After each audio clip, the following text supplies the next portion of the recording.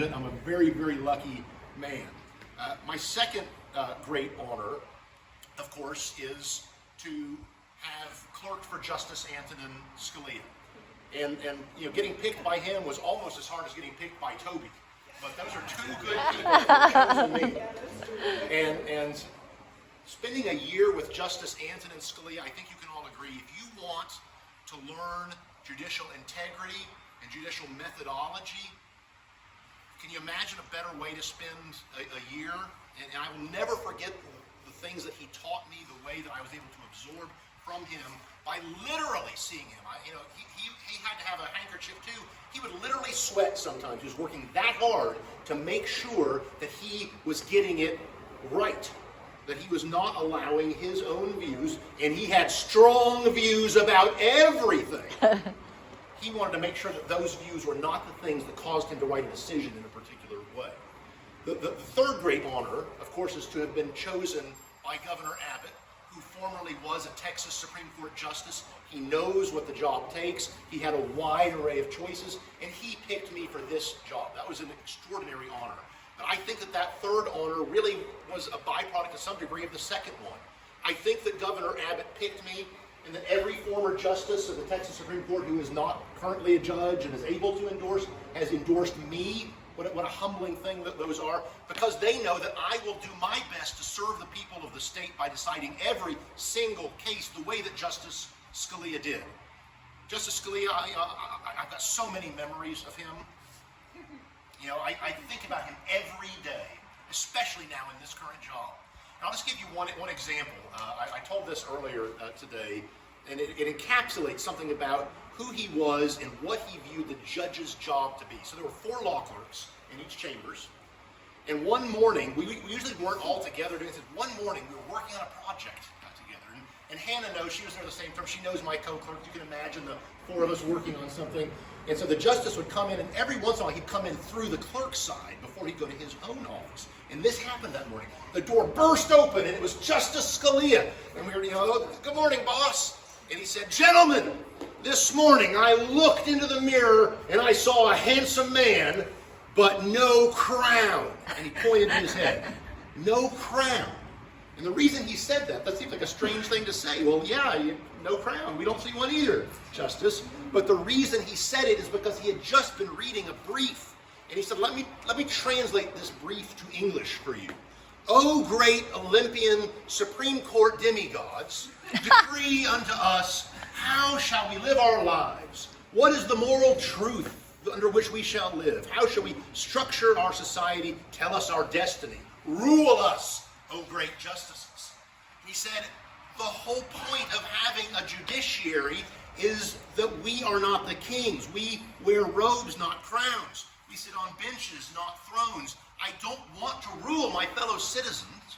I'm here to serve my fellow citizens by doing the lawyerly task of saying what words mean. Words on a piece of paper. It could be the Constitution, or a statute, or a contract, or a will, or a deed. Ultimately, it's words on a piece of paper. Sometimes a lot of words. Sometimes a lot of paper. Contracts can be hundreds of pages long. Maybe there are 6 contracts. Maybe they go across multiple generations. And we're having to figure out what the rule is that's been applied here. Maybe the Constitution has been amended. Maybe the statute's part of a much larger code. But they're just words on paper. And it's hard. That's why Justice Scalia would sweat. Sometimes they point in different directions. But ultimately, it's words on paper. And our job is to figure out what they meant at the time they were written to the audience for whom they were written. The participants to a contract. The public who ratified the Constitution. What did it mean to them? Because that's what it means today. And if a judge confines himself to that task, and for an appellate judge, that's really the one thing we're authorized to do. Confine ourselves to that task and tell the public what the law is. That's it. It's a hard task sometimes, but it's a simple concept. And when we do it, here's what happens. We've told you what the law means, and if you want to change it, you can. We're not going to do it. At least I'm not going to do it. If the law means this, that's what it's going to mean until the proper authorized people to change, amend, modify law decide to do it. So I know this will happen. I'm going to write a decision, and I'm going to say, Texas Property Code section blank, blank, blank means this. And everybody's going to know. No hedging, no gauzy language, no murkiness. It means this, as bright a line as we can draw. In the next session of the legislature, they're going to come to Austin and they're going to pass a law that will reverse and overrule the effect of my ruling. And people sometimes say, gosh, what would that feel like for a judge to issue a ruling and have the legislature come in and reverse it? I say, I can't speak for every judge, but here will be my reaction. I'm going to stand up and applaud and say, this is great, because it means I did my job. I told you what the law currently was, without any hedging, no multi-factor balancing test, so maybe it means this today, maybe it's going to mean this tomorrow. No, who knows what will happen based on these. No, it means this. And that means the legislature can do its job. It can hold its committee hearings. It can talk to stakeholders, relevant section of the bar, constituents, those who have knowledge about the subject, and if Texas public policy needs to change, they can change it. And it should change sometimes. The legislature meets every other year for a reason. I mean, the framers of our Constitution could have said, well, let's have the legislature meet once a decade. Once every 25 years. Maybe once a century would be enough. Well, heck, we passed the Constitution in 1876. Let's call the legislature to Austin, pass the laws that Texas needs, and then the judges will handle it for the rest of the time that Texas exists on this earth. No, we don't do it that way. We call the legislature back into session because the law should change sometimes. You're going to go to Austin, you're going to pass bills because you're going to say sometimes things change. Our state's growing. Our needs will evolve. That's okay for the political branches to adjust the law, but it is never okay for the judges to do it. And whenever the judges do it, and the temptation is sometimes almost overwhelming, whenever the judges do it, here's what they're actually doing. They think that they're solving a problem. They're making things better. They're wiping away tears. They're patting heads. Don't worry, we've got this covered. They think that they're doing something good. And maybe in that microscopic moment, it isn't so awful. But every time a judge succumbs to the temptation to make the law what it isn't actually, the judge may as well be taking an axe and giving a chop to the tree of self-government. And that essentially was Justice Scalia's message. Do we want to be a self-governing people or not? If you don't want to be one, the judges will decide the cases. We've got plenty of examples of judges throughout American history who are all too eager to exert their will on their fellow citizens.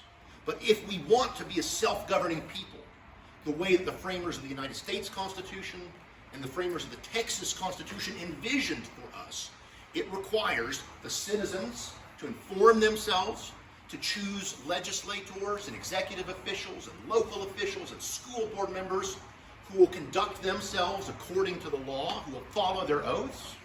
It requires having judges who understand what their role is, an important role, but in a narrow, limited lane, who every case they get have a choice. Will I use this case to facilitate self-government by ruling clearly and precisely and accurately, or will I undermine self-government by taking upon myself, by aggrandizing to the judiciary, the power to rule our fellow citizens?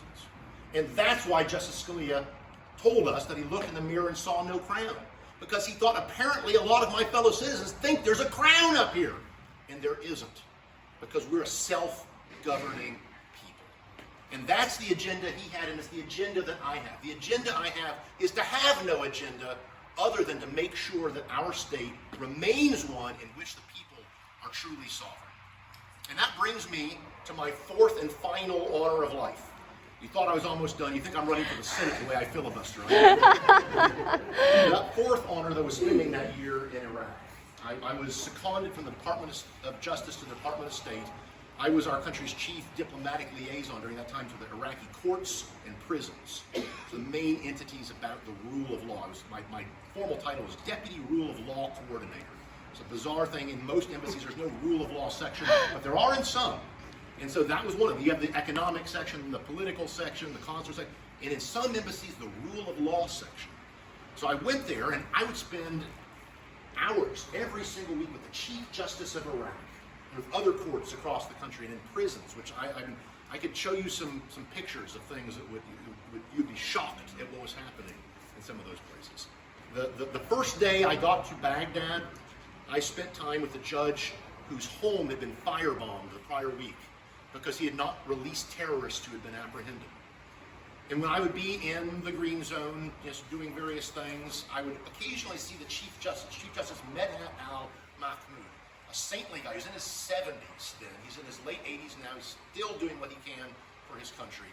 He wanted to do the shocking task of actually giving people in Iraq, beleaguered people, confidence that things like their investments would be honored, and that if somebody tried to steal their money, the courts would vindicate it, so that they would actually be willing to invest and allow their society to grow and their economy to redevelop.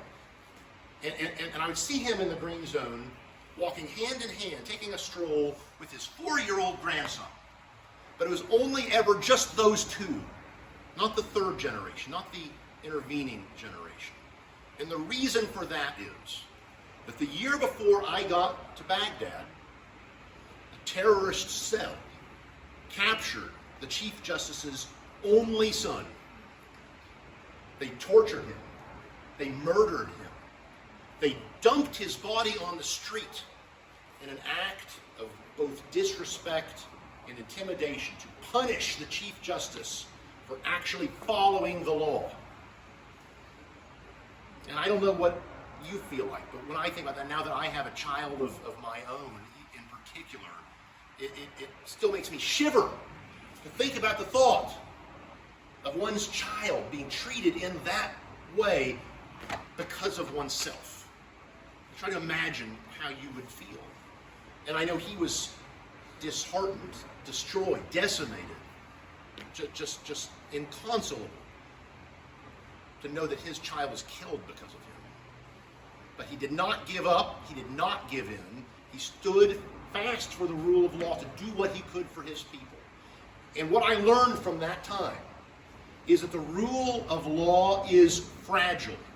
It's precious, but it is as fragile as it is precious.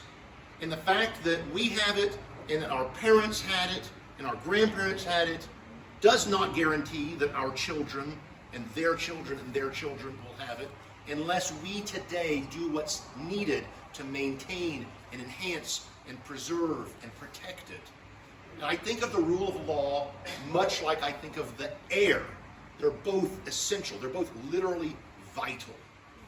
But we usually don't think about either one until something has gone wrong. And by then, it's often too late. We can't let that happen in Texas or in our country. I think the United States Supreme Court is poised to restore substantial authority to the states that previously was locked up in decisions of the U.S. Supreme Court. And when that happens, if it happens, you will see an onslaught on state Supreme Courts all across this country, not just here, but including here. You've seen it happen in all sorts of other offices in our state and everywhere else. It will happen at state Supreme Court levels as well. We have to be prepared for that. We have to lay the intellectual foundation to ensure that our state constitution is never abused and mutilated the way that some judges have tried to do to the United States Constitution. We have to ask all of our judges, how can you be sure that you are not allowing your personal preferences to get in the way of telling us what the law is so that we can govern ourselves?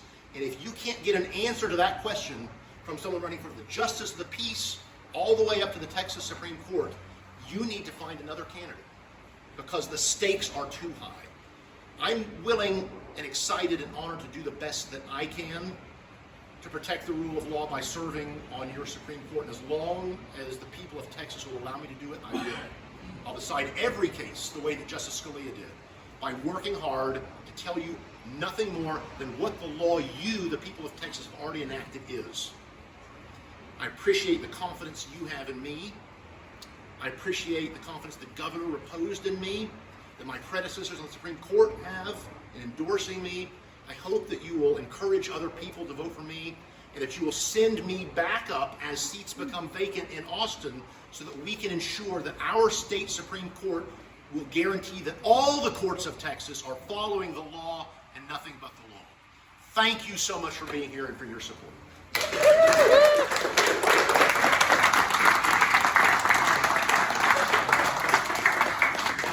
anybody has any questions,